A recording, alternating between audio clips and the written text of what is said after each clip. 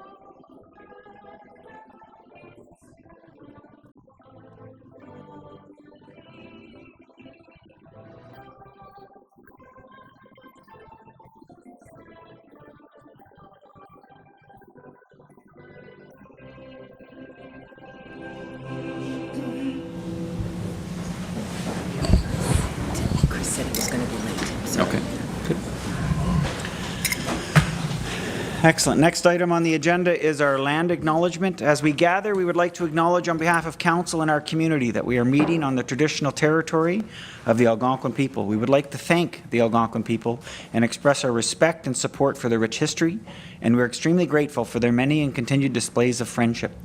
We also thank all the generations of people who have taken care of this land for thousands of years.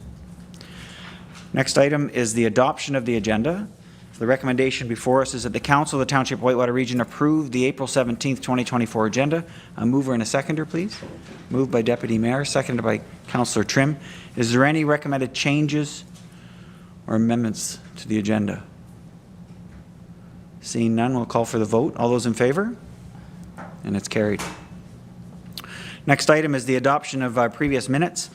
The first one is a recommendation that the Council of the Township of Whitewater Region approve the regular council and closed session minutes of April 3rd, 2024, understanding that the closed session minutes remain confidential. A mover and a seconder, please. Deputy Mayor and Councillor Moore. Is there any errors or omissions in those minutes that you've had a chance to review? Seeing none, we'll call for a vote. All those in favor? And it's carried. Next, we have a number of other minutes that are included in our package. These minutes are minutes of either community organizations, other subcommittees of council, or in one case, county council. What we'll do is we'll just go through, and if any of the members of council that participate in these associations would like to say anything, you'll have an opportunity at that point. So the first one is 2 sets of minutes from our Whitewater Seniors Home Support and Active Living Working Group. These are the minutes from February 6th and March 5th. Councillor Trim, Councillor Moore, these are yours. Is there anything you want to add to what you've seen in those attached minutes? Okay. The next item is the County Council summary for March 2024. And I provided a summary of that and comments at my last council meeting, so I won't add any at this point. Next is the Beachburg Rec Association. Councillor Bell, any comments on that one? No? Good. And the last one is the Whitewater Library Board minutes that have been closed for March. Councillor Tavern, any comments on that one? No. Perfect. Good. Next item on our agenda is disclosures of interest. Is there any disclosures from any member of council with respect to anything on the agenda tonight? And seeing no disclosures, we are on to our next item, which is presentations. We have 2 presentations tonight. The first one is some volunteer recognition awards. The second one is a presentation from our medical officer of health. We're going to do the volunteer recognition awards first. So this week marks National Volunteer Week. The theme for this year is Every Moment Matters. And this week we highlight the importance of every volunteer and each contribution they make at a moment when we need the support more than ever. The sharing of time, skills, empathy, and creativity is vital to the inclusivity, strength, and well-being of our communities. During National Volunteer Week, we come together to recognize and celebrate the importance of each and every volunteer's impact from coast to coast to coast, and now more than ever, every moment matters. Here in Whitewater Region, we know just how important our volunteers are to almost everything that happens in our communities. As part of recognizing this National Week of Volunteers, we've invited our residents to nominate volunteers from our community into 3 categories: youth, adult, and lifetime achievement. First, I have to say that we appreciate and thank every volunteer in the community. It's just not possible to recognize each and every one, so everyone needs to know that your work and your efforts are appreciated so much. Next, I want to thank all those who took time to put in these nominations for this year's awards. Thank you for taking a moment to shine the light on these folks. And lastly, I just want to thank those being recognized here today, and we'll hear more about them shortly, for everything that you do to make our community what it is. You truly matter. Thank you. So at this point, I'll turn the floor over to the Deputy Mayor, and she will be our Master of Ceremonies for the presentation.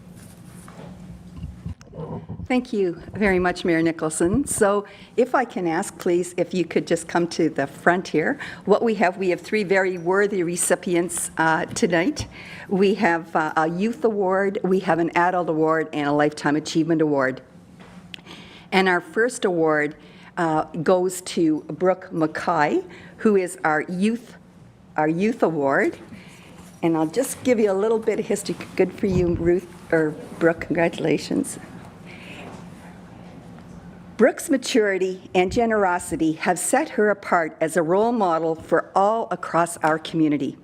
She has made significant contributions to the quality of life in our region through her selfless volunteer efforts and kind, positive attitude. Brooke has consistently demonstrated her commitment to giving back by actively participating in various events and programs that benefit the community. Notably, she has volunteered at Kyla's Kids Hockey program for the last 2 seasons. Brooke also proudly contributes to the planning and implementation of the Beachburg Fair Festival and faithfully volunteers at the Beachburg Memorial Hockey Tournament, where she ran the clock for an impressive 32 hours in one weekend. In addition to her involvement in sports-related activities, Brooke has generously served as various community events such as the Easter Fun Day, Beachburg Kid Dances, Beachburg Lions Breakfasts, and other fundraising suppers. She is a thoughtful community member who anticipates the needs of her community before being asked, and often participates in craft days at church and assists with organizing trivia nights. When the events end, you can often find Brooke on the end of a broom sweeping up or collecting garbage. Her selfless contributions have made a positive impact on Whitewater Region, and she deserves to be recognized for her exceptional efforts. So at this time, Mayor, if I could ask you to please present Brooke. I'm already dropping things.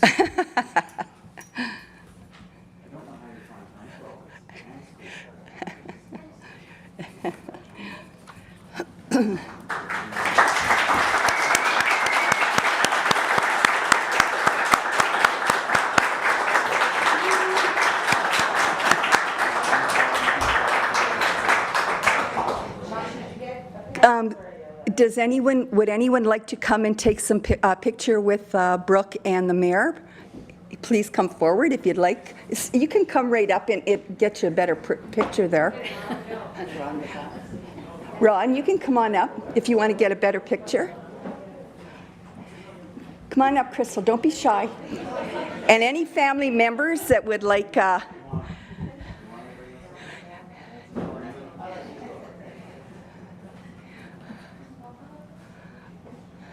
Papa, you're getting called up here. Dude, go around.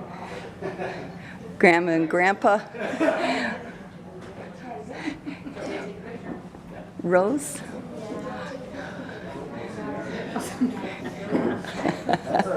Here comes the other grandma. Hi, Rose.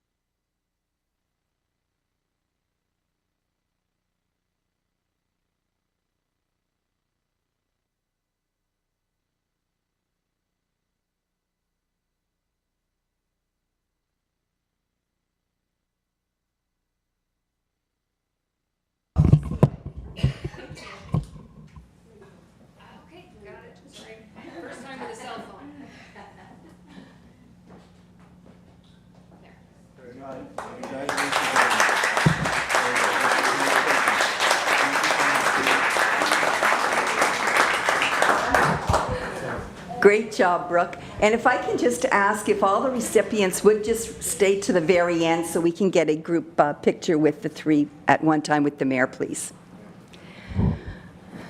I'll just let everyone get settled. Very good. So next, we have our adult award, and that is going to Brenna Jansen. So Brenna, if you would please come forward.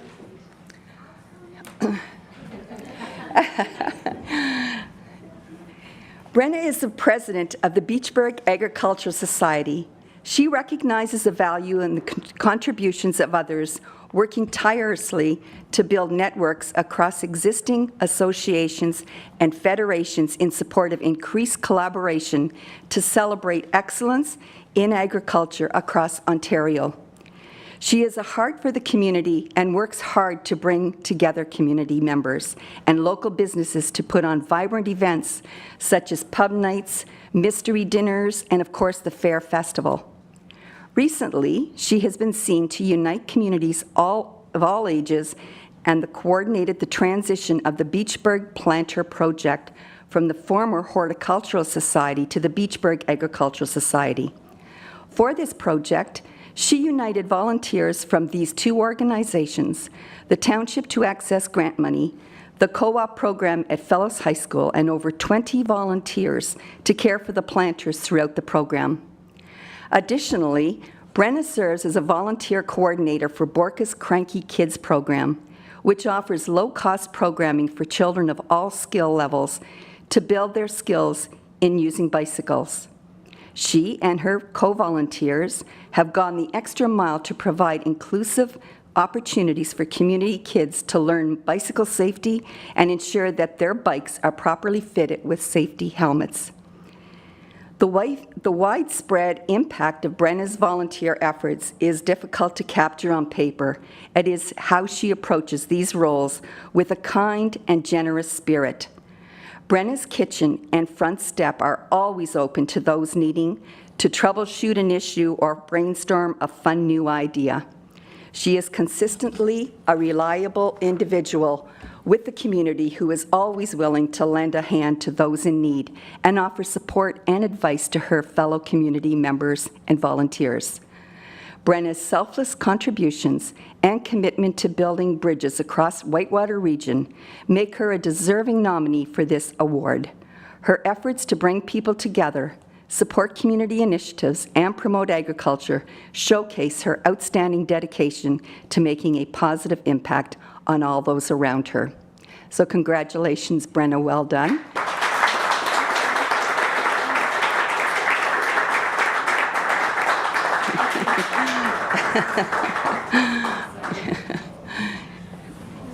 And we'll just get some pictures here.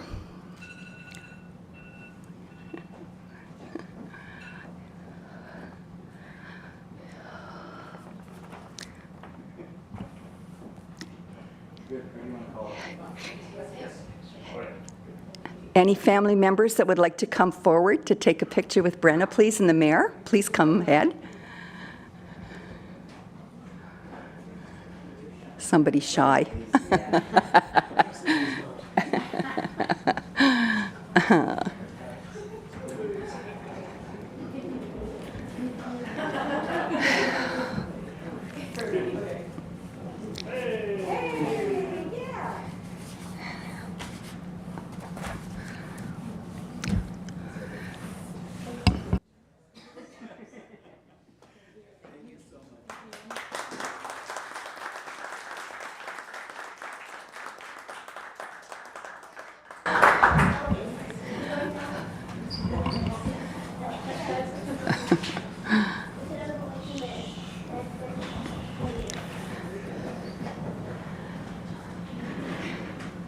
Okay, and our final award this evening goes to Bonny Jansen, who is receiving the Lifetime Award.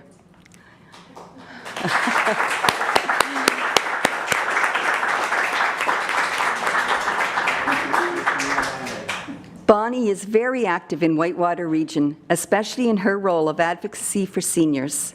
Since retiring from the healthcare field, she has devoted herself to continuing to care for people in her community. Bonny works in a hands-on capacity, volunteering for meal deliveries, senior events, and as active member of the steering committee for seniors' needs. She writes endless grants to ensure that there are funds to provide seniors' lives. Bonny has actively supports individuals in her personal world as well, as a volunteer driver and and food preparer.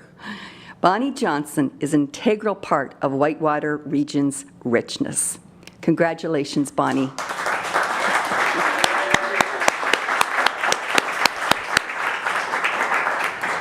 Just before we do the pictures, I just will add that we're not able to formally announce the receipt of a grant that's coming to Whitewater Region, but I think it's happening sometime in May. That's great. We have the minister coming to announce it, and Bonny has been an instrumental part of us achieving that goal. Yeah. So there'll be more information on that.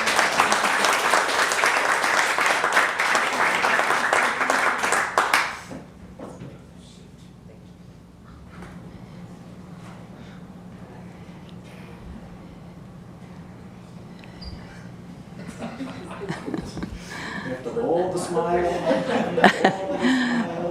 Oh. Very good. And if you would like a picture, Peter, come on in, please.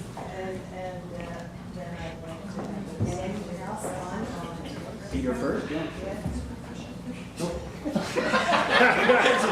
Peter, she did all the work.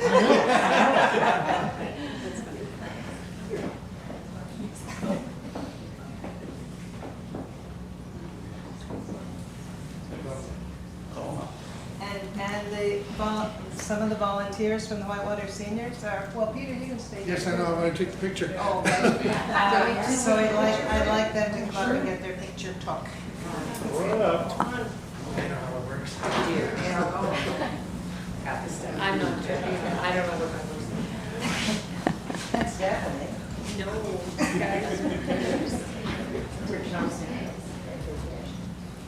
Too many. After everybody.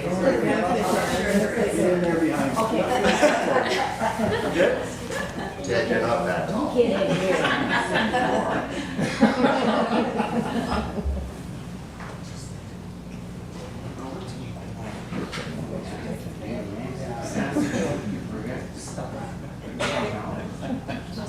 You got them all, Carmen? Yeah, I think so. Very good. Very good. Oh, Bonny, do you just want to stay for a second, please? We'd just like to get a photo, please, of the three recipients. So if Brooke and Brenna could come up, please, with the mayor, and we'll get a picture with you three, please, with your certificates. Thank you.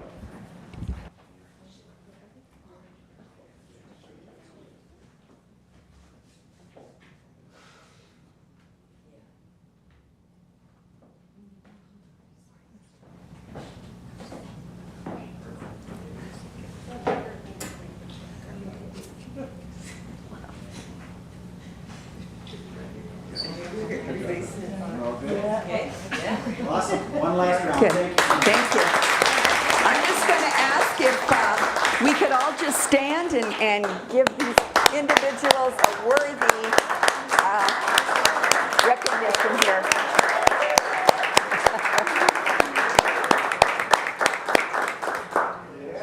Great. Thank you very much. Thank you so much. Greatly appreciate it.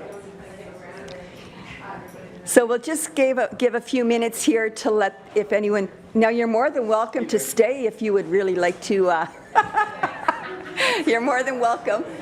So we'll formally recess. John, if you can put us on delay there.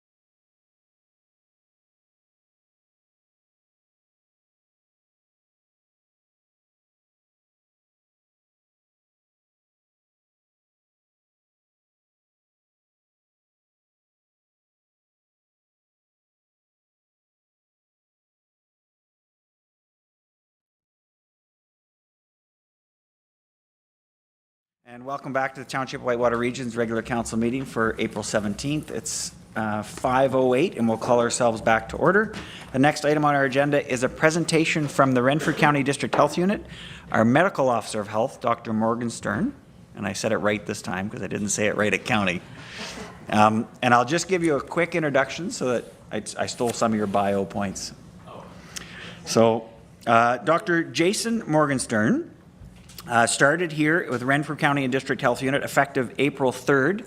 So this is the 1 year almost anniversary to come and present to Whitewater Region.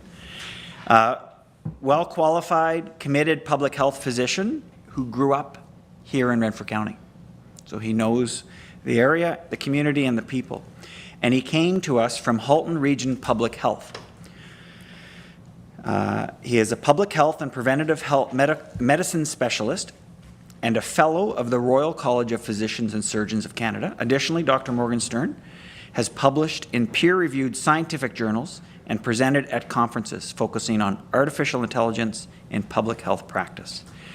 And we invited Dr. Morgenstern here to present to council so that you would all recognize and know our Medical Officer of Health, and also give you an opportunity to hear from him about some of the issues facing the county and if you had any questions for him. So with that, Dr. Morgenstern, floor is yours. Thank you for that kind introduction, Mayor Nicholson, and hello, nice to see everyone. I really appreciate the invitation to come and talk about Lyme disease and ticks today, which is timely as we're getting into the spring, and again, just nice to come and see everybody and say hi. So yeah, so I guess we can get going. We'll go into the slides. I'll go through a few slides here and then happy to answer any questions after. So just some brief history on Lyme disease. It was where the name comes from is the town Lyme in Connecticut, where it was first noted in the 1970s that there was this new syndrome appearing with children and adults where they were having swollen knees, fever, skin rashes, headaches, this sort of cluster of symptoms. Initially, they thought it was because there were a lot of children, juvenile rheumatoid arthritis, but then they realized it was a distinct entity. And then it wasn't until 1981 that the scientist Willy Bergdorfer figured out that there was a connection between the syndrome and deer ticks. And then he later identified a bacteria that was carried by the deer ticks causing Lyme disease, and it was named after him, called Borrelia burgdorferi. And so that's the brief rundown on the history. Shortly after it was discovered, it came to Canada in the 1980s and became endemic here. And we've unfortunately seen with climate change that the range of these ticks keeps expanding, and so it's establishing itself more firmly in more parts of the country. Here's a picture you can see of a deer tick. It's also called the black-legged tick, or Ixodes scapularis is the Latin name if you like. But this is the specific tick species that carries Borrelia burgdorferi, the bacteria that causes Lyme disease. And it's can be transmitted to humans through the bite of one of these ticks if they carry the bacteria. So we can go to the next slide. This is just a little bit on the life cycle of the ticks. So they live about 2 to 3 years. They lay their eggs in the spring, and they go through the larva, nymph, and adult stages. They don't just feed on humans, they feed on other mammals. Other hosts include birds, reptiles, and amphibians. And in terms of the risk from Lyme disease, the adults can certainly spread the bacteria, but the highest risk ones are the nymphs because they're still quite a bit smaller and it's more difficult to feel or see them. So that's when they're less than 2 millimeters. And they're most active in the summer months, but anytime the temperature hits 4 degrees or higher, and this winter being relatively mild, that happens sooner than other times, the ticks can start to become active and pose a risk. Here's just some pictures. So it shows in the top left, we have the larva. Bottom left, we have the nymph, and then we've got the adult males and females on the right side there, and the female has the characteristic yellow coloration of the body. So we can go to the next one. And there's just a real life picture showing them on somebody's fingertip in the different stages with the 2 adults on the right side. And the females in particular can get quite a bit larger if they're engorged with a blood meal, so it can be larger than that. So next slide. So in terms of where they like to live, they like forests, grassy areas, in particular deciduous forests where there's a lot of leaf litter on the forest floor. They also like to be near wetlands. And part of that is their hosts that they primarily rely on are deer and small rodents. So wherever there's a high population of those, you'll find a significant population of ticks. So in terms of transmission or spread of Lyme disease to humans, the good thing is it does take time. So a tick typically has to be attached for at least 24 hours before the bacteria that causes Lyme disease can spread. And this is just a picture of a tick on a blade of grass waiting for a person, unsuspecting person or mammal to pass by and latch on so that it can get a ride. Okay, next one. Here are the symptoms that we see. So early on, there's a pretty wide range, but anywhere from 3 to 30 days after a tick bite, we can see the symptoms. And the most common are fever, and then in particular a rash that's often called a bullseye rash, or the medical term for it is erythema migrans. And it begins right where the tick bite happens, and it gradually spreads and increases in size. Typically it's at least more than 5 centimeters in diameter, but it can be up to 30 centimeters or a foot even. The reason it's called a bullseye rash is because it often has a clearing part in the center, so it forms kind of concentric circles of red in a cleared portion. So I'll show you a picture in a minute, but that's we see the bullseye rash in about 70 to 80% of cases, so it's a key thing to look for. And then some of the other symptoms are a little more general: muscle and joint aches, chills, headache, fatigue, those sorts of things. So we can go. So this is the very typical appearance of the bullseye rash or erythema migrans around the location of a tick bite. It doesn't always have this classic look, but this is what you'll most commonly see. Sometimes the clearing part in the center isn't as obvious as in this case. So if the Lyme disease isn't treated, it can progress to later signs and symptoms and become more serious. And this is typically anywhere from weeks to months after the initial tick bite. So you can have worsening of the symptoms that were there before. You can have more rashes, more severe headaches. You can have dizziness. There's also often arthritis with severe joint pain and swelling, often the large joints like the knees. There's can be problems with cognition, so with thinking and short-term memory, or brain fog, those types of symptoms. And other later stage, more serious symptoms that can happen are facial paralysis, heart palpitations, or where the racing or sensation or feeling like the heart rate's irregular, and swelling of the brain and spinal cord can happen too. So diagnosis is important, and early treatment's important. So in terms of how it would be diagnosed by one's healthcare provider, they primarily rely on the signs and symptoms, especially that bullseye rash. That's really important. But they won't just look at that, also the other more general symptoms. And then the history of possible exposure to an infected black-legged tick or deer tick is also important. And it's only sometimes that they do the blood test in terms of diagnosis. And that's because the blood test relies on our body producing an antibody against the Lyme disease bacteria.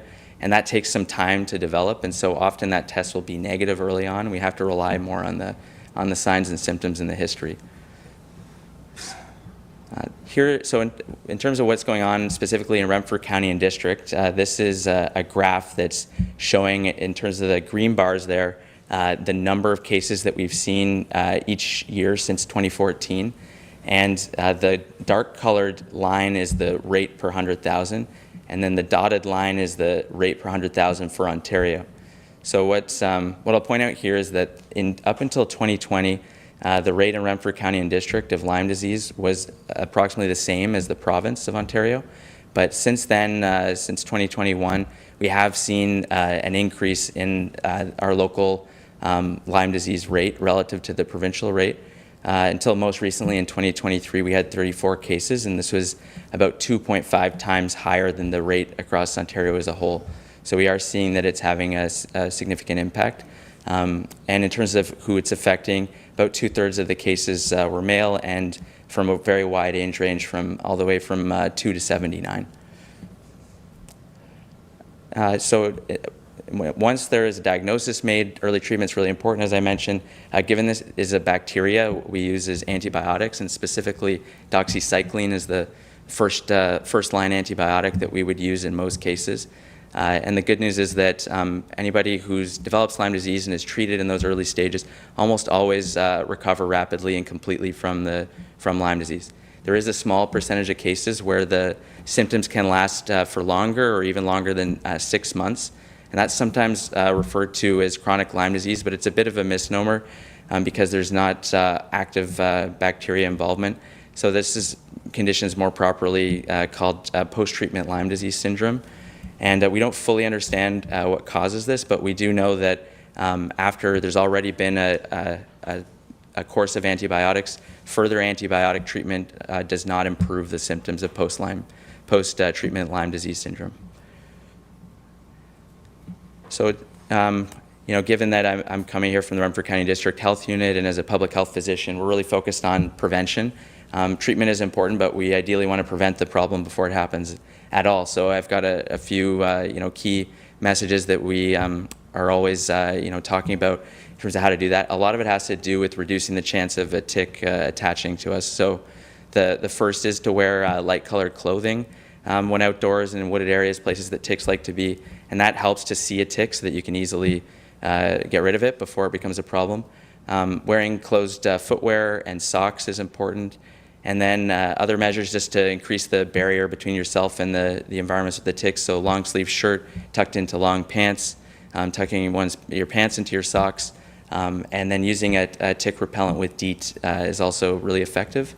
And we also recommend when you're outdoors or in an area where you're at risk of exposure to ticks, doing a regular tick check, usually once a day if there's ongoing exposure, is important for yourself, kids, your pets, and that can really reduce your chance. And the reason is that goes back to the tick usually needs to be attached for 24 hours to transmit disease. So if you get it off quickly within that time window, it prevents Lyme disease. However, if there is an instance where a tick's attached and you think it's been longer than 24 hours, then it's important to consult with your pharmacist or your healthcare provider because in some situations they'll provide what we call post-exposure prophylaxis. What that just means is a dose of antibiotic to prevent the development of Lyme disease. However, it has to meet certain criteria, so it's important to talk to them if that happens. We have some instructions here on how to remove a tick and a little image there. Basically, use fine or medium-tipped tweezers. Grasp the tick as close to the skin as possible, ideally on the head, and then just pull in a perpendicular fashion directly away from the skin. It's important not to put anything on the tick or try to burn it off or anything like that, just manual traction. We don't want to do anything to disrupt the stomach context because that's where the bacteria lives, in the stomach of the tick, that could accidentally introduce the bacteria into the wound. And then after removing the tick, just washing the area with soap and water is important. So if possible, it's a good idea to keep the tick in a jar, and then that you can use if you have to go to the healthcare provider. You can bring that with you, and it can help with species identification and that type of thing. Because again, if it's not a deer tick, then there's no risk of Lyme disease. And the other thing that you can do is bring it into the Renfrew County District Health Unit, and we do accept submissions of ticks that were attached to humans, and we will submit that to the National Microbiology Lab for Canada. They'll do some testing to determine if there's the bacteria that causes Lyme disease there, and they'll also they'll verify what species it is. That's primarily for public health surveillance. Bringing the tick to the healthcare provider and that sort of thing, it's not really, we don't test ticks for diagnosis. It takes too much time, and as I said, we just have to act quickly. So really it's just to help support public health surveillance, but we do appreciate when people bring us those submissions. So, and in terms of the health unit, what we do to keep tabs on Lyme disease, we do active surveillance. That's what we call it, where every year since 2016, where we do tick dragging. And what that involves is taking white sheets to grassy or wooded areas and dragging them along the area to pick up ticks. And then anything that we collect in that fashion, again, we send to the National Microbiology Lab for testing. And that's part of how we determine where ticks are active. This year, we're planning to go to 6 sites across the Renfrew County District. We do it in the spring and the fall. So that'll be Renfrew, Pembroke, Petawawa, and Griffith areas. And we determine that in consultation with some specialists at Public Health Ontario. So this is just a picture of a gentleman out doing some tick dragging, and you can see he's wearing an all-white clothing as well to help with the identifying any ticks and reduce the risk of exposure. So in addition to active surveillance, we call this passive surveillance, where we receive those ticks for analysis, like I mentioned. We get the species, we determine if the Lyme disease bacteria is there, and then here we have the number of ticks that have been submitted by year there. We haven't actually had the positivity results until 2023, but that year, out of the 60 ticks that were submitted to us, we had 17 that were positive, so that's about a positivity rate of 28%. So in order to, the other reason why we do active surveillance is we help Public Health Ontario with this province-wide map that they develop, looking at risk areas where you might be exposed for ticks. And so in order for an area to be designated a risk area, we have to consistently find ticks there in both the spring and fall. And then we kind of expand around that a 20-kilometer radius. So currently in Renfrew County and District, where we have that is Arnprior, Calabogie, and Cobden that are our risk areas, and we're continuing to look in contiguous areas that are at risk, or where we've had people submit ticks to us to try to confirm if there's any other risk areas. And so I'll show you on the next slides. It's a little bit hard to see, but this is 2017. The yellow areas are areas that are identified as risk areas for tick exposure. And you can see at that time we just had the corner near Arnprior in Renfrew County and District. And then if we skip ahead to 2019, you can see that we've already expanded more to the Calabogie and Cobden areas. You can see a lot of the other areas of the province have become yellow as well. And if we go to the next one, 2021, we've stayed the same, but there's more areas. And then the most recent one is the next slide, 2023. So you can see how it's continuing to expand across the province. So going forward, we're continuing with our passive and active tick surveillance programs. And we'll be, as I said, concentrating our tick dragging in areas that we determine with the specialists at Public Health Ontario, places where ticks like to inhabit and that are contiguous or next to the areas that we've already identified, and also that are flagged when we have people who submit ticks to us from certain areas as well. We're trying to get the word out about the prevention messages. One thing I'll mention briefly too is that usually with public health, one of our key preventive interventions is a vaccine. Unfortunately, with Lyme disease, we don't have a vaccine available at this time, although there is a phase 3 trial happening in the States right now, so hopefully that will change in not too long.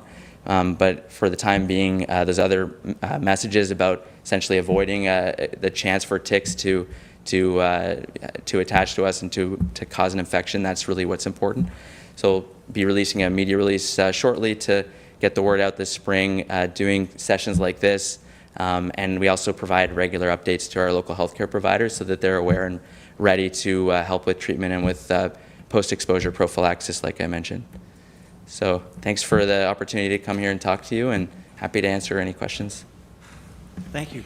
And members of council, any questions or comments for Dr. Morgenstern? Yeah, Councillor Olmsted. Yeah, thank you for that.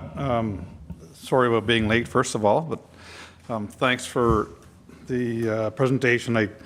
I personally think it's been long overdue that we've had information about Lyme disease.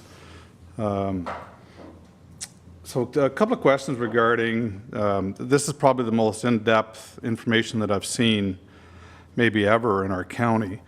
So just wanted to know, do the doctors in Renfrew County receive any formal training on Lyme disease and ticks? And I think in the last few years, maybe that has changed. Thanks for the question. Yeah, it has been an evolving area, and it's become more entrenched in Ontario in recent decades. It is a part of medical residency training, depending on what specialty you're in. But certainly, it is something that's discussed in family medicine, for example.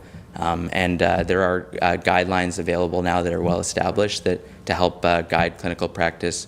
But just as a public health physician, it's part of my job too to just send out those reminders and prompts just to to help people, because there's a lot to keep track of. Clinical practice is always evolving. Right. So. And if I may, I think the U.S. has handled Lyme way differently than Canada in the last, from my own personal experience from about 2017, 2018.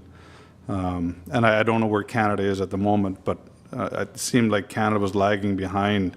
For instance, I know there was blood testing that was available, where in Canada they were really reluctant to do the blood testing, but the U.S. were, I think it was West blood test. I can't remember the exact name of the testing, but is that available in Canada now? Are you talking about the Western blot testing? Yes, exactly. Yeah, certainly. That's the typical, there's a two-stage test, and so the first part's called an ELISA, and then they follow up for confirmation with the Western blot. There's another even more advanced test that's being rolled out across the country too this time, but from what I can tell, at least at this moment in time, the guidelines between the U.S. and Canada are quite similar for how to address Lyme disease. Fantastic. And just two other quick questions. One is there any thought of ways to eliminate ticks altogether? And the second part of that is there's a theory that has come to me from some people that I would say that are kind of in the know, that really ticks started coming around with the reintroduction of wild turkeys into our area, and I think that was about 10 years ago or so. Maybe a comment on that? Right. Yeah, so it's a really good question. There hasn't been a lot of focus on tick elimination because it is quite difficult, but there are a few things that you can do, like keeping your grass short, keeping play structures away from the edge of forests, cleaning up leaf litter. Those types of things will reduce the tick populations. There has been studies looking at reduced deer populations, perhaps also reducing tick populations. But the problem is that it's not just one species that they rely on. As far as I'm aware, introduction of wild turkeys isn't as strongly associated with the presence of deer ticks. That may be different in certain areas, but there's there's many different hosts that they have. There's rodents and other types of things. So once they become established, it's very difficult to remove them. And the dominant factor leading to their onward march is about 30 to 40 kilometers on average every year that their range expands.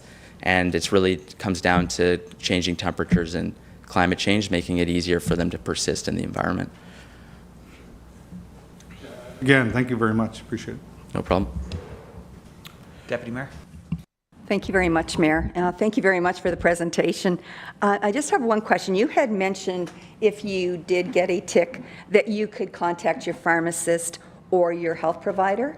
So are our local pharmacists, are they able to get that medication? Is that on their list that they can use, or do we have to go to Emerge or? No, yeah, it's actually recently part of their expanded scope of practice. So they can do an assessment and in certain circumstances administer that single dose of an antibiotic to help prevent the development of Lyme disease, yeah. Very good, that's excellent. Thank you. No problem. Councillor Bell? Hey, this isn't related to the Lyme disease presentation, but since we have you here, just with the lack of family physicians in this area, especially across Ontario, there's more and more families and people without family healthcare providers. Is there anything that the county, like the Renfrew County Health Unit, is doing specifically to try to draw more family physicians in, or something in Ontario specifically? Like, is there any action going on in those regards? Unfortunately, as the health unit, given our mandate, we have limited ability to use resources for attracting or recruiting family physicians, because our mandate's really focused on public health interventions, vaccination, sexual health services, infectious disease follow-up, those types of things. So, however, that said, I'm very willing to collaborate however we can with our partners. And I know that recently the province made an announcement of investing several $100 million in new family health team spots that may help in terms of expanding family healthcare provider availability. I think an important measure is also making sure you train family physicians that are from an area and understand the area and often go back to practice there. And I know that the University of Ottawa has targeted their med school more in that fashion for some of the rural areas surrounding the area. So there are initiatives underway, but I agree it's a huge challenge, and it's access to healthcare providers is a key social determinant of health, and it's essential that we try to increase that access, and we want to support that in any way we can. So, yeah. Any other questions? Good. The only thing I'll add is that Dr. Morgenstern provides a monthly report to the board. Then he takes that monthly report and he provides it to each of the mayors in Renfrew County District, which includes Pembroke and South Algonquin. So I provide that, I share that report with you, and if there are questions, we have that opportunity with that mayor meeting to engage directly with the medical officer of health and ask those questions. So it's an opportunity for us to get advice directly from Dr. Morgenstern in that situation or in any other one that might come up in the community. That's good. All right. Thank you. We really appreciate you taking the time tonight to share with us this specific message, and look forward to working with you. No problem. Thanks, everyone. Nice to meet you. Yeah. Excellent. We'll move on to the next item. Yeah, don't feel like you have to stay. Yeah. Okay, the next item is our mayor's address, and unfortunately, I have a lot to say tonight. So, and I'm trying to bring you up to speed with some issues that are ongoing. So bear with me. It's going to be just a couple minutes. Since our last council meeting, I attended 7 meetings and events on behalf of council. I also attended a Renfrew County and District Health Unit board committee meeting, as well as a Health and Social Services Committee meetings with the County of Renfrew. One of the events that I attended was an all-day long training event provided by the Ontario Recreation Facilities Association. I was present there with Councillor Tabbert, as she's second to Councillor Bell for recreation, plus our CAO and manager of community services. The training was called Safe Arena Refrigeration Plant Owner and Operator course, and it provided an in-depth presentation of the risks and hazards associated with these environments. In addition, plant owners will benefited from understanding the roles, responsibilities, and regulatory responsibilities associated with the operating engineers regulation, a provincial regulation that controls these plant rooms. There were over 30 participants from across the county, including other mayors and CAOs. What became very clear is that our corporation is the plant owner of our 3 refrigeration plants. And as industrial classified plants, we have very specific legislated responsibilities. This training is brought to the forefront as a result of a refrigeration plant explosion that killed 3 municipal employees in Fernie, BC. As a result, criminal charges are expected to be laid against their CAO and their mayor for failing to approve the replacement of plant equipment at the end of its life cycle. It was an eye-opening training event, and we will see some subsequent information and recommendations coming to council for how to ensure that we have the steps in place to follow all the necessary legislation and to ensure that anyone who enters our plant rooms makes it home safe at the end of the day. So there is more to follow on this, and I'm sure Councillor Tabbert can share with you her observations if you want a one-on-one with her later too. You will also have noted that our Municipal Emergency Control Group has issued a media release and started to meet daily in response to the rapid rise of water levels on the Ottawa River. This typically causes flooding to some degree each year. Dams that exist downriver of us, both Hydro-Quebec and Ontario Power Generation, work to allow as much water to pass as possible. However, the constrictions in the river it passes through the rapids along Rapid Road and along Grant Settlement Road cause water to build up in the areas of Westmeath and La Paz. And a large portion of our 62 kilometers of coastline along the Ottawa River has some 250 homes and properties that are directly affected or indirectly by lack of access by these rising waters. So even though we had a dry spring with lower than average snowpack across the Ottawa River central and southern watershed, a recent heavy rainfall event in parts of the watershed rapidly increased the water levels and flows in the river from Pembroke down to Montreal. Here in Whitewater region, we have 2 reference points where the height of the river is monitored and reported to the public by an organization called the Ottawa River Regulation Planning Board. This comprises the data and the forecasting models of 9 different agencies that have some hand in controlling or influencing the watershed that flows into the Ottawa River. The Planning Regulation Board provides a daily online report of the levels with a forecast for the next 3 to 4 days in advance. These heights drive our flood response plan, as each level indicates to us potential impact on our residents and their property.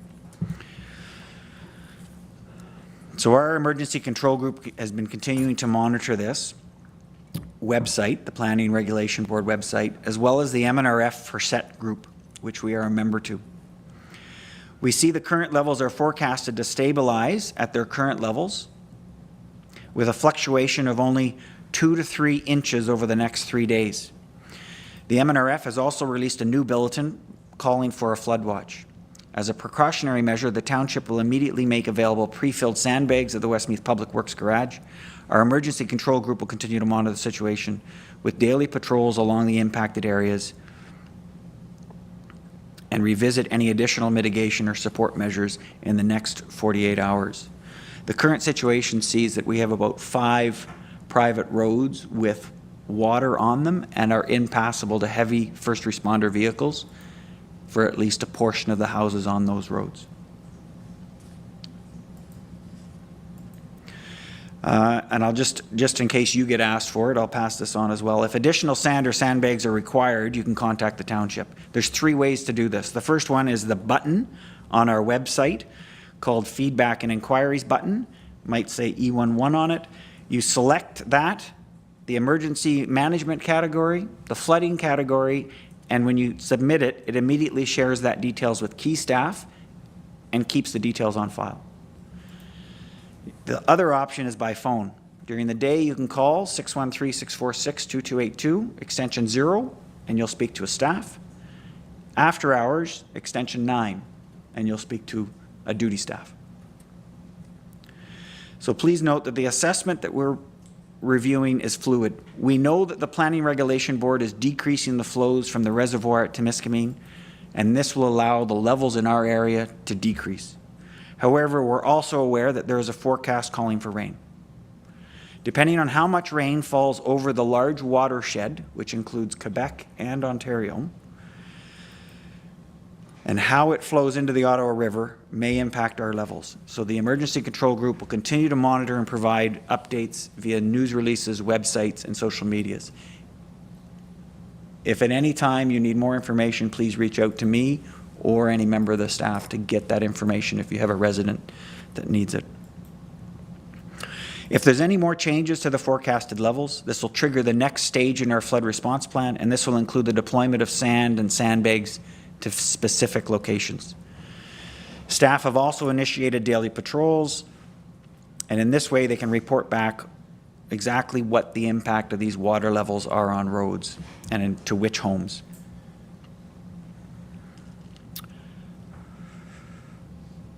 Good. That was a lot of information that I wanted to share today with council, and I just, again, wanted to make sure that you're up to speed and able to respond to any of our residents should you get a call.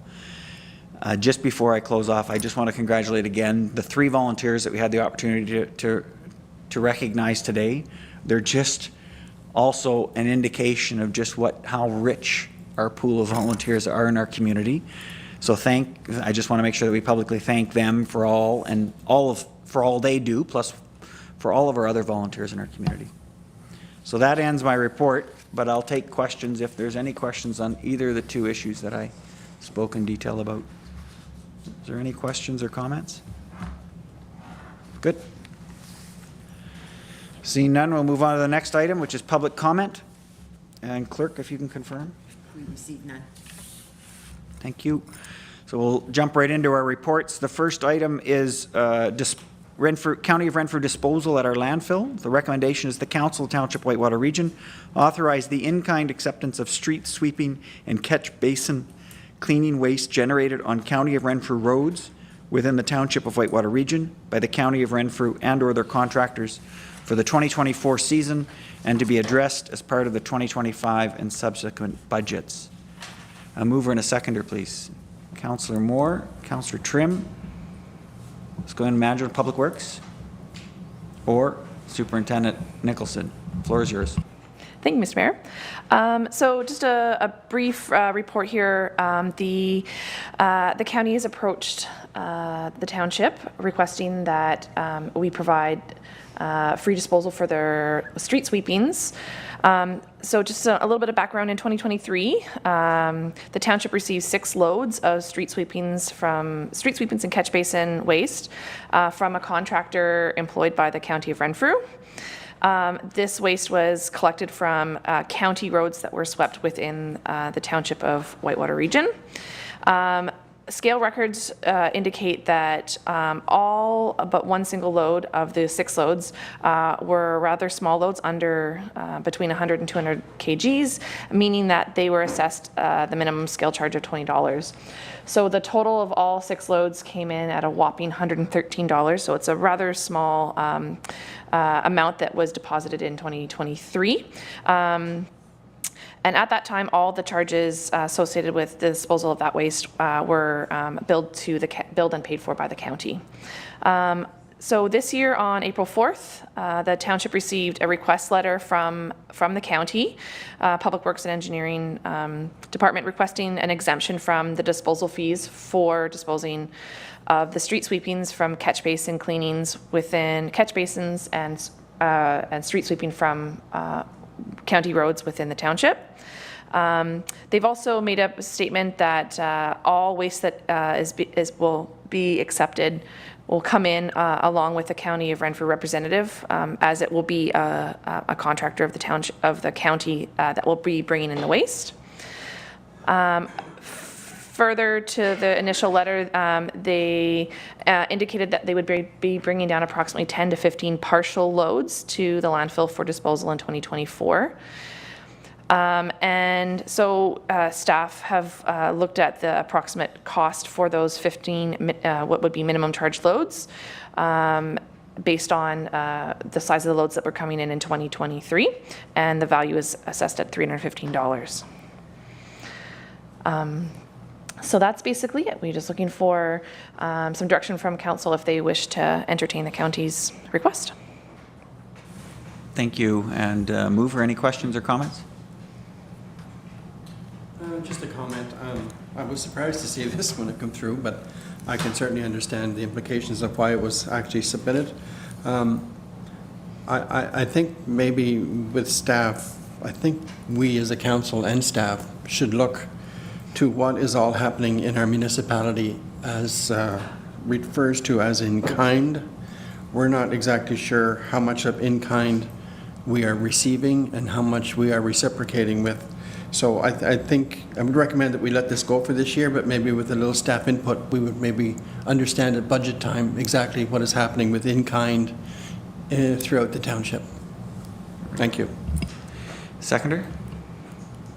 Yes, thank you, Mr. Mayor. Through to staff, I was going to ask somewhat the same question as Councillor Moore, but I have another one, and that is, can this material be used as cover? It's possible. The one issue with street sweepings and catch basin cleanings is sometimes it can have oily sheen on it. And generally we don't like to use anything with visible oily sheen as cover material. So it's possible that if it looks like it's coming in and is free of any hydrocarbon odors, we may be able to use it. If there's any indication that that would be the case, we would definitely have to landfill it and cover it immediately. We don't want any off-site movement out of the landfill off of surface water containing oily sheen. Any other questions from members of council? Okay, seeing none, we'll call for a vote. All those in favor? It's carried. Thank you. Next item is the CN Rail Trail. Recommendation that the Council Township Whitewater Region approve the 5-year land use agreement with the Renfrew County ATV Club commencing on May 1st, 2024 for the limited use and maintenance of the Whitewater Region former CN rail line, B Trail. A mover and a seconder, please. Moved by Councillor Trim, seconded by Councillor Bell. Oh, Manager, Community Services. Thank you, Mayor. The completion of the acquisition of the CN Rail Trail, the B Trail, in December 23 has initiated discussions with the County of Renfrew as well as user groups, including the Renfrew County ATV Club. This trail acquisition adds to the recreational opportunities within our community. It also ensures the connectivity of Whitewater Region with neighboring communities, including the Algonquin Trail. Partnerships with the user groups will be crucial for the ongoing maintenance and improvements to this new active transportation corridor. The Renfrew County ATV Club has requested a land use agreement effective May 1st, 2024. The bylaw attached to your agenda was drafted using the County of Renfrew Algonquin Trail Use Bylaw. The Renfrew County ATV invests regularly in resources in kind and monetary contributions into the B Trail, as well as other, throughout the county, which is often completed through partnerships with the Whitewater snowgoers. The land use agreement will provide directions for immediate use and maintenance during the Renfrew County ATV operating season. In follow-up to this land use agreement bylaw, an update to the Whitewater Region off-road vehicle bylaw will follow, with direction for the intended use and include considerations for a multi-use trail, and that will be incoming. Thank you, and I'll go to Councillor Trim. As the mover, any comments or questions? Not a question, Mr. Mayor, but a comment, and this is very positive, and I'm excited to see how this develops going forward. In this presentation, we're hearing from the ATV organization and the snowmobile organization. And in the future, I'm sure that this long, narrow park that we acquired can be used for other recreational activities such as walking and cycling.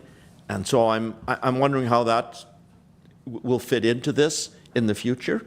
But this is great. And I'm really, as I said, looking forward to how this is going to develop. Thank you, Mr. Mayor. Thank you. Do you want to comment on that at all? The future of the trail? Yeah, I think maybe just to add, just the one note is council did give direction to staff to engage with the County of Renfrew with respect to the potential transfer. So Manager Plebin and I did meet with the county about 2.5 weeks ago. And we're waiting to hear back from them with respect to any potential transfer. So a little bit of an update on that. But with respect to the use of the trail, so we are looking, as noted in next steps, is to amend the off-road vehicle bylaw, which would then establish, council would determine what are the types of uses we want to see on this trail, at least in the interim. We're looking potentially to duplicate the county bylaw naturally, similar to the Algonquin Trail. However, there might be some minor edits, but that'll come at the next meeting or the following meeting for council's consideration. Thanks. Thank you. And Councillor Bell, seconder. Yeah, the funding for all these programs that are going to be happening this year, is that all from grants that the ATV Club applies for and gets? Is that where that funding comes from? Yeah, it would be in combination with their grants as well as their memberships for their members and partnerships with their other organizations. Yeah, no, I think this is... Memberships is the wrong word. Trail passes is the correct word, sorry. Yeah, no, this is a great relationship to make and continue to try to continue to foster while we have ownership of it, so that's awesome. Excellent. Any other questions or comments from members of council? Yeah, Councillor Tabbert. Through you, Mr. Mayor, I noticed tonight that there was grading happening on the trail in Beachburg. Who's doing the grading? It's a big orange grader that's on the trail tonight.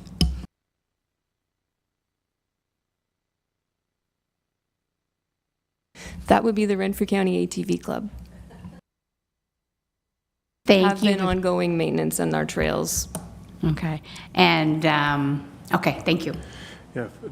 CAO. If you allow me just to note, the Renfrew County ATV Club, I think in partnership with ourselves to some degree, and the Beachburg Agricultural Society are hosting an event. If I remember correctly, I think it's in early May, but we could post that on our calendar. We'll get the details from Mr. Abbey. But it's an event regarding ATVs and utility-style vehicles. So they're doing a tour commencing from the Beachburg Agricultural Society. So it is imperative that we, if at council's discretion, that we get this agreement in place, and likely they're grading in preparation of that event. But it's likely going to bring a lot of tourism to our community, a lot of different visitors. So that's likely the reason why they're preparing the trail for that event. Thanks. I believe that event is May 10th, 11th? Sorry? 12th, thank you. So we'll have a chance to get some more details about it on May 1st council meeting. Excellent. It's good. Any other questions? Councillor Tabbert, thank you for that. Any other questions? Councillor Olmsted. Yeah, thank you. I think this was a tremendous acquisition and a great partnership with RC ATV. I think some of the questions were answered from, thankfully, we have a member here. I think I heard that there's not a membership, but there's actually a trail pass that's required. Is that the same trail pass as required on the Algonquin Trail? I would assume it's one pass, I would assume. Is there a way that we can educate riders on the benefits of having the pass and what the funds for that pass gets them? So I've heard grumblings in the past about having to purchase one for the Algonquin Trail. And the grumblings were from originally whenever that trail was set up, or before it was acquired by Renfrew County. I think there was talk about not having to have a pass, and then for ATVs, there was for snowmobiles, and then it graduated to having ATVs, which I completely agree with.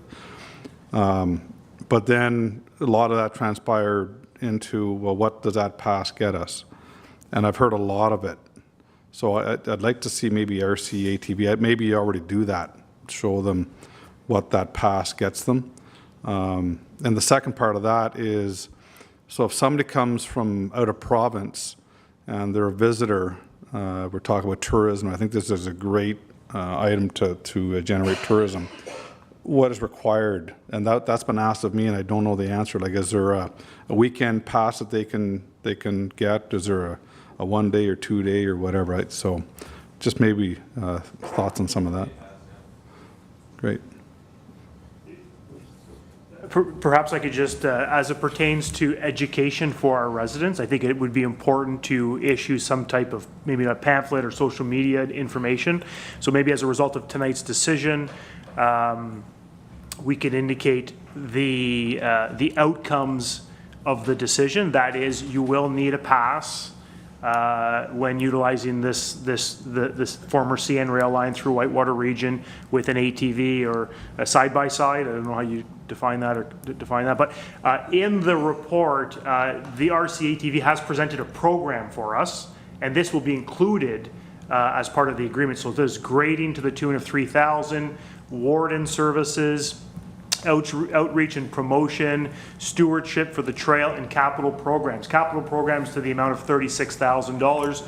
This includes deck replacing on some of the bridges. So approximately $50,000 will be invested in our community through this permit and other granting mechanisms. So that is the advantage of having that permit system. So the county, Renfrew County Mall, as I understand it, is the county do quite limited maintenance. That is brushing, grading. They do probably some repairs and the like, but much of it is being done by the ATV and the snowmobile club. So ideally, in order to try to maintain operational costs, we try to enter into these partnerships as well.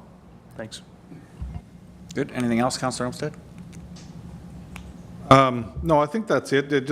I'm just thinking out loud whenever I know people are traveling that, and I know there's signs there that you must have a trail pass, etc. But the questions come back to me like, how do I get them? Where do I get them? And I don't know the answer for it. If maybe there was come up with a QR that you need a trail pass, scan the QR, and just something simple that people can access, and people want to get them, but they don't know how to go about getting the passes. We'll try to have some simple messaging and maybe recommend to the ATV club that there are QR codes per se at the trail entrances perhaps, but yeah, no, Sure, that's something like great. that. It's a great idea. Okay, thank you. Good. Any other, yes, Councillor Moore? This is not totally unrelated, but I guess for Stephanie, in future, is there some way we can change the name from CN or B Trail to Whitewater Trail? Just putting that out there.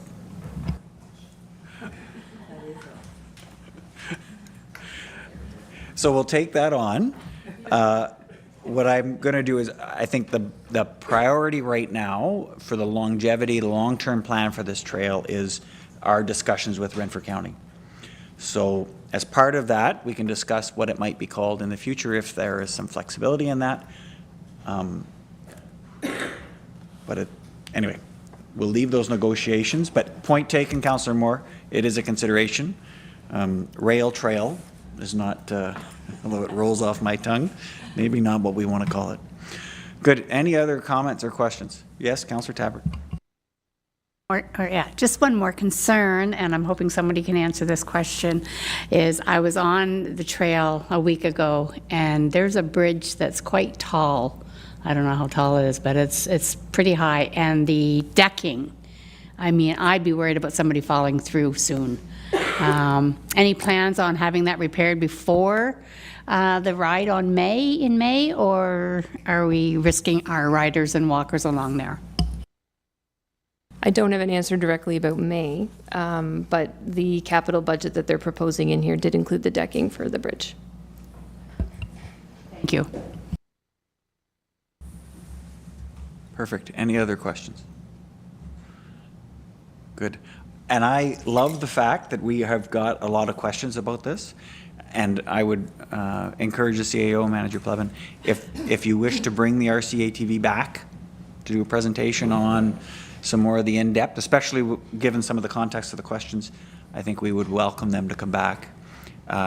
We're all in terms of supporting this as not just a resource for our community, but to support tourism and the greater Renfrew County trail system. So I know we're in negotiations with the county, but with that context, please make sure that the RCATV knows that we want to be active partners. Good. If there's nothing else, and I'll just recognize again the total amount, and I can't remember, $48,400 is being invested into this trail, and only because the RCTV wants to use it.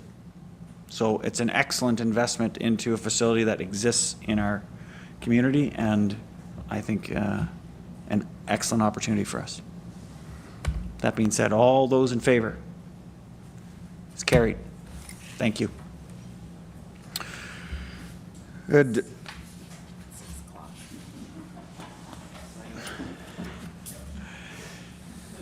(6 p.m.) Keep rolling? Okay, good.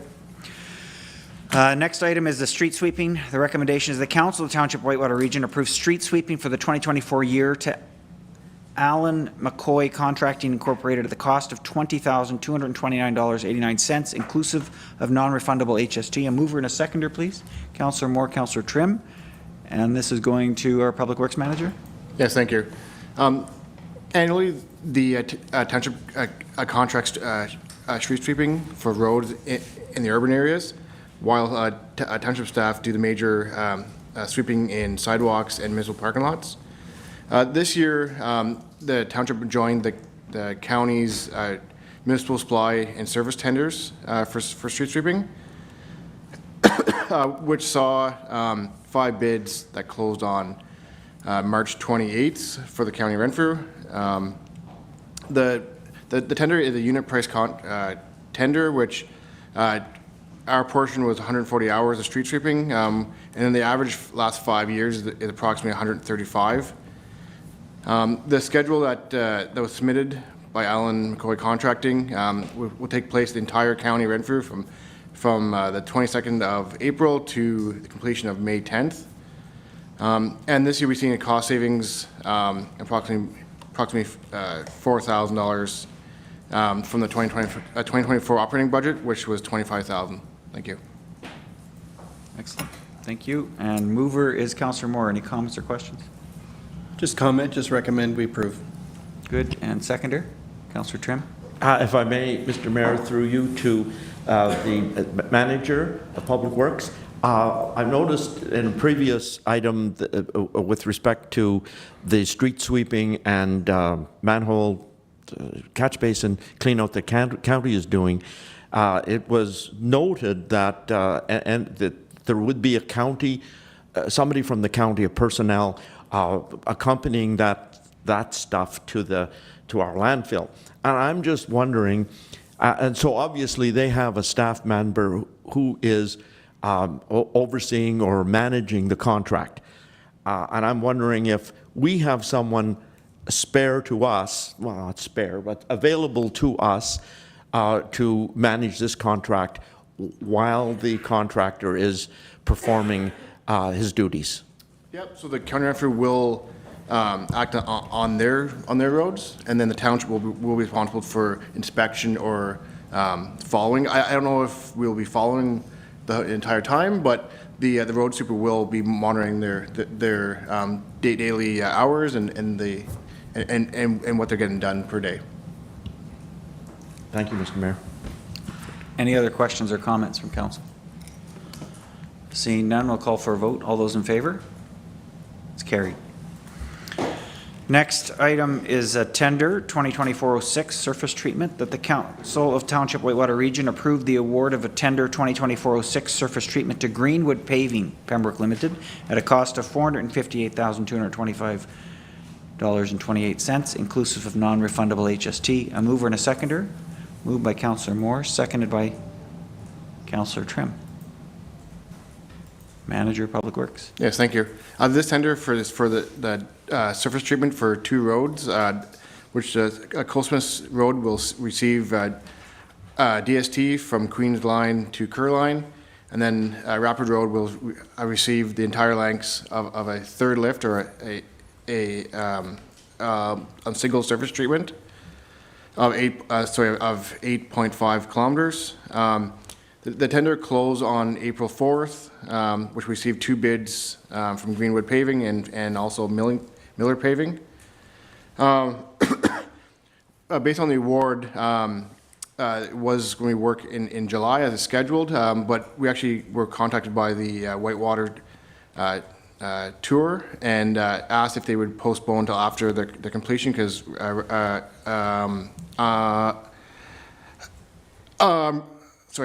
Rapid Road is one of their routes, so we will be talking with Greenwood to postpone that to the end of July.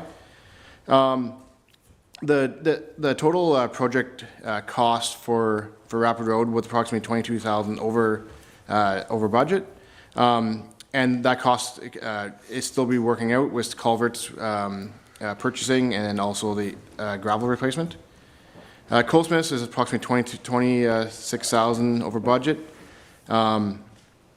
A total of an estimate of $246,000, and the last table showing what the 2023 ending balance for the two reserves, and then with the additional money for these two projects, and then the cancellation of the two roads of Hyla and Sutherland, the ending balance is estimated to be approximately $360 for OCIF and $56,000 for CCBF funding. Thank you.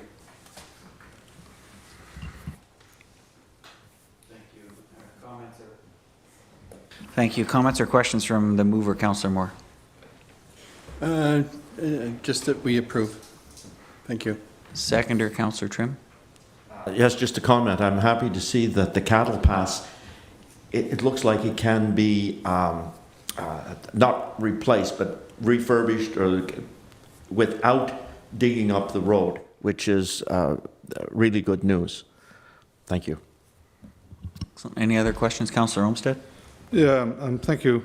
Lane, we seem to have less and less bidders for double surface treatment. I noticed last year too, it seemed like on most of them, we only had maybe 2 bidders. I do recall having 5, 6 of them in the past. Are less companies doing double surface treatment? That's what it appears to be. I know last year for the last couple of years, we only received 1 bid. This year, we've seen addition of 2 of them. Yeah, there's very little companies actually do it in our area. The tender is advertised on our website and also on Badingo. That's basically what we got. And it's very similar to neighboring municipalities. So do we mail out packages at all, or maybe is that illegal? Maybe to mail out packages of tenders that we're looking for? Our process has been just with advertising, and most of the companies subscribe to Bingo. There is multiple bidding sites out there. Like there's probably 5 or 6. I know the county Renfrew uses a different one than we do. That's one thing that we could look at. Maybe we have 2 of them or 1 of them. Like there's like 2 or 3 big ones locally and Ottawa that I know do lots of work up here. I'm surprised they're not interested in even bidding on these are $500,000 projects. I'm sure they'd be interested. Just a thought. Yeah. Anyway, thank you. Thank you. Any other questions? Councillor Tabbert. Through you, Mr. Mayor, did you say that Colesmith is over budget? that is correct. The entire project of changing the culverts and pulverizing, the entire project will be over budget. Council staff are the time report was with 22,000. Staff will be bringing a report back for award for culverts, and we see a savings about 10,000 in total. So it will be less than that, but this is what the total cost currently is. So I have a question here. Last meeting, we discussed Hyla Road going back to gravel, and there's homes on that road, so we decided not to.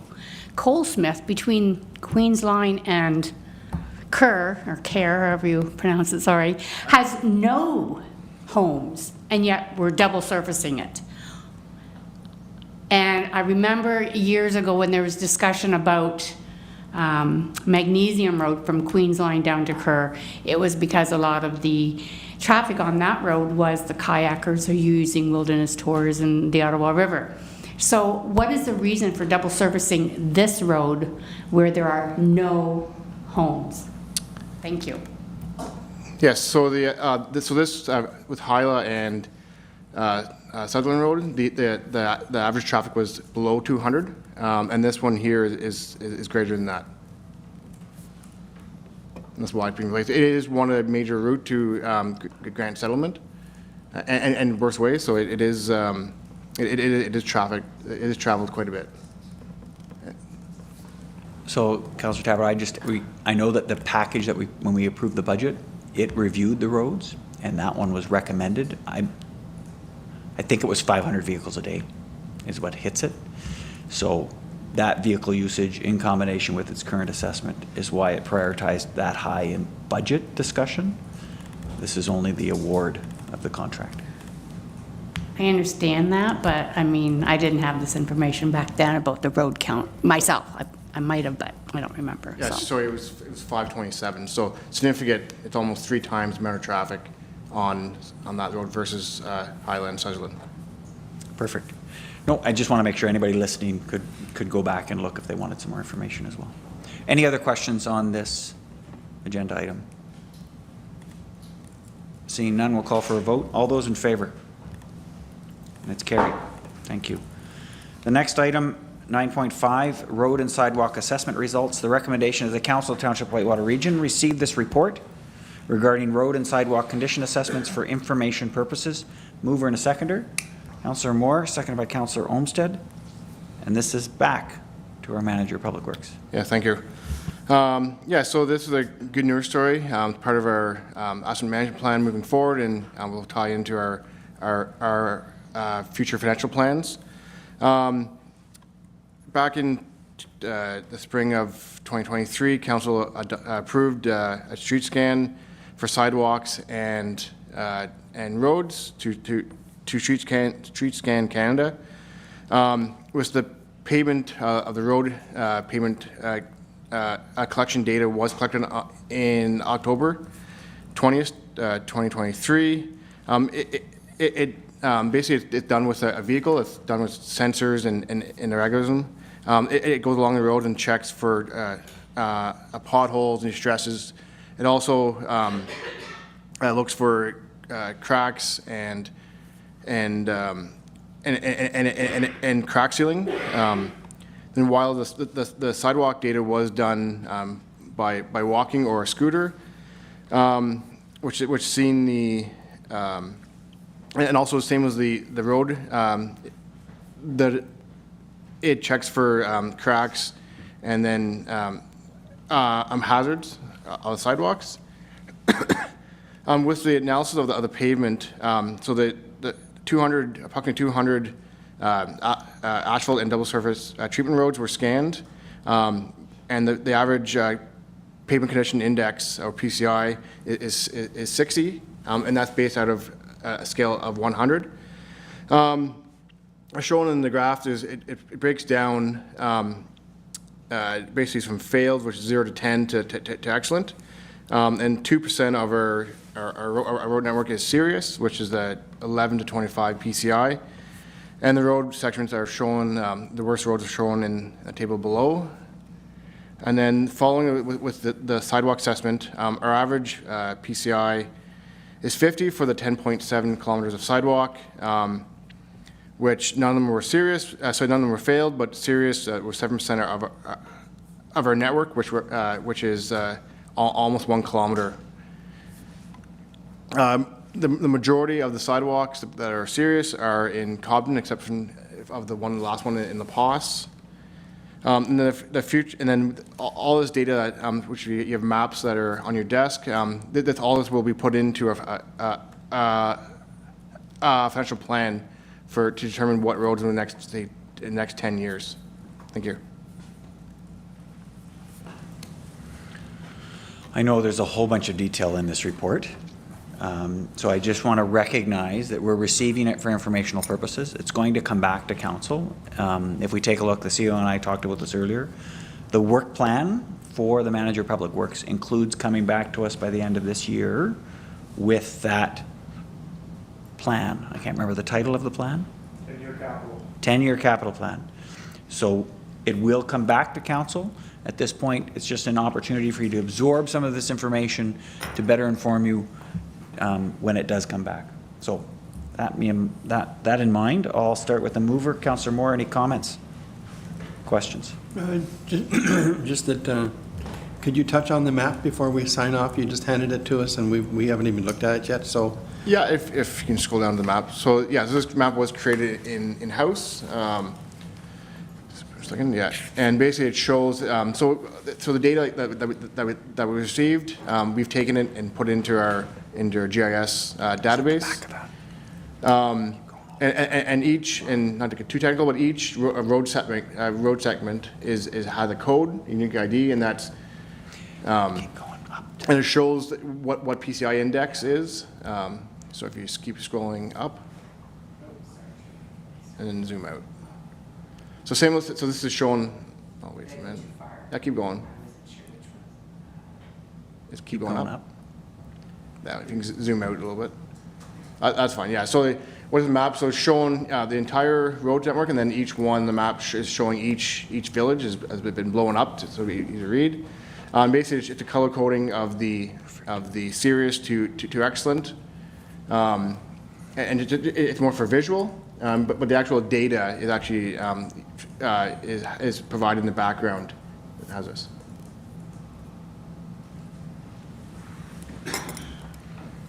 So thank you for that. So what us councillors should do is we should keep a hold of this information for future. We shouldn't lose it. That's correct. It'd be much advantageous. Thank you. Perfect. And the seconder was Councillor Olmsted. Yeah, I'm sorry, no questions. I'm just trying to digest all of the, I love how they have examples of the road conditions 0 to 10 and 7 to 80, et cetera. Unfortunately, we don't seem to have many in that high range. Yeah, that's one thing that staff asked for, is to actually show what is a, like, same thing with the county Renfrew, you know, that there was, their goal was 70, and I think they're lowering it. But the big thing is, what does that mean to the general public? So that's why, moving forward, within the next master management requirement, it's what is the level of service, and then potentially we'll be doing, asking the public what is acceptable, and actually having these pictures, and then showing what's the actual cost to have, what's the actual cost implication to have the certain level of road. And sorry, and just to confirm, so did they just do double surface treated plus paved roads with this assessment? That's correct. Yeah, Sense and they're new, and they actually are doing gravel roads. In talking to them, the problem with a gravel road assessment that it could be very poor one day and then it's graded and then it's excellent the next day. So with gravel roads, we use it based on how many times we actually grade, and then and complaints based. So with our GPS data, we actually have that be brought in, and then we actually know how many times a certain road was graded, and then that goes towards our gravel road program.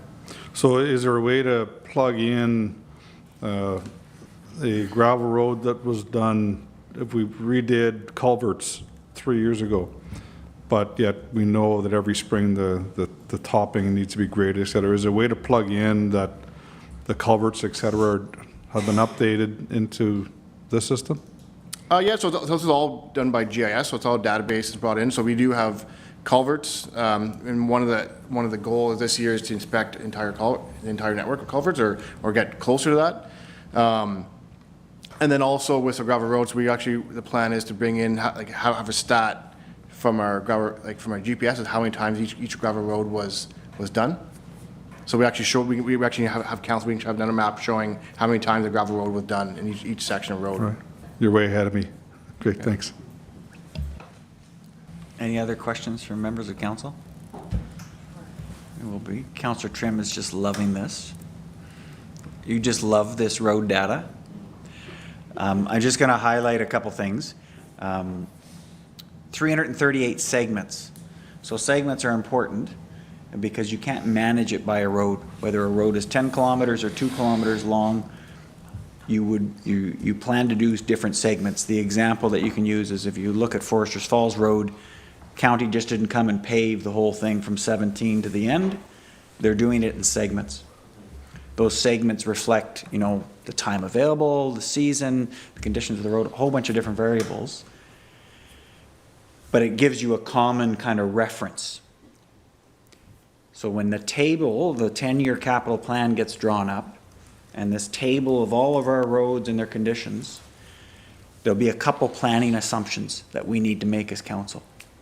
What is the average PCI that we want to have? We say 60.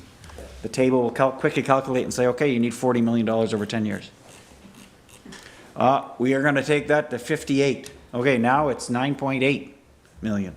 So, so that there is a number of different variables.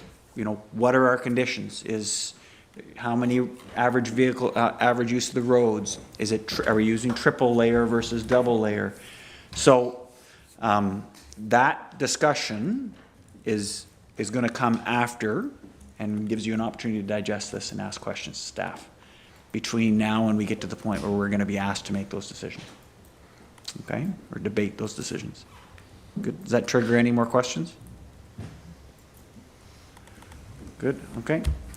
Excellent. We'll call for a vote then to receive this report. All those in favor? And it's carried.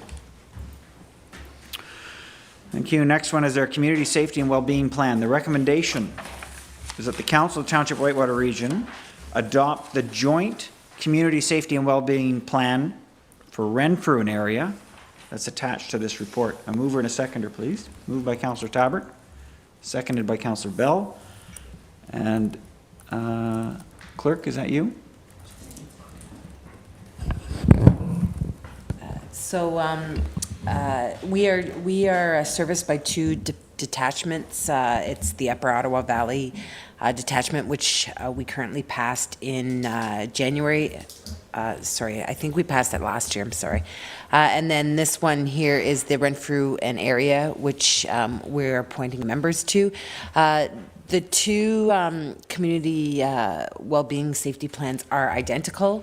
Pat, I'm drawing a blank on his last name. Flannery. The contractor. Yeah, sorry. Thank you. The contractor prepared both the plans. They're virtually identical. So this is just we need to adopt this one. So moving forward with the new detachment. All right. Mover, Councillor Tabbert. No comment. Good. And the seconder was Councillor Bell. No. Any other questions or comments from members of council? Last term of council, I was in Councillor Tabbert's role, designated to be the, so I participated in the construction of this plan, so I'm pretty familiar with it, and it reflects the discussion and the returns that we got through our surveys, etc. So it provides basically the start state for the two detachments to service the communities. Good. All those in favor? It's carried. Thank you. The next item is the marriage solemnization,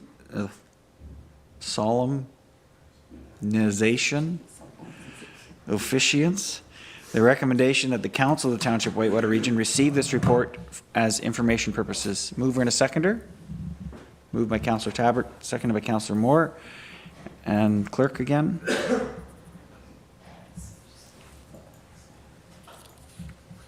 A couple of months ago, I received a request for a new appointment to for one of our residents to actually officiate marriages. In March of 2021, we did appoint 4 officiants, and they were appointed with a 1-year contract. To date, 3 of the officiants have never performed a marriage, and they never stepped forward to ask to renew their contract. So we are down a few. So with this appointment, the citizen took the AMCTO marriage solemnization course. So I feel that she's pretty capable of doing the duties. The designation of any individuals to perform marriages rests with the clerk's position. And to ensure consistency and agreement will be prepared for any individuals that the clerk delegates their authority to.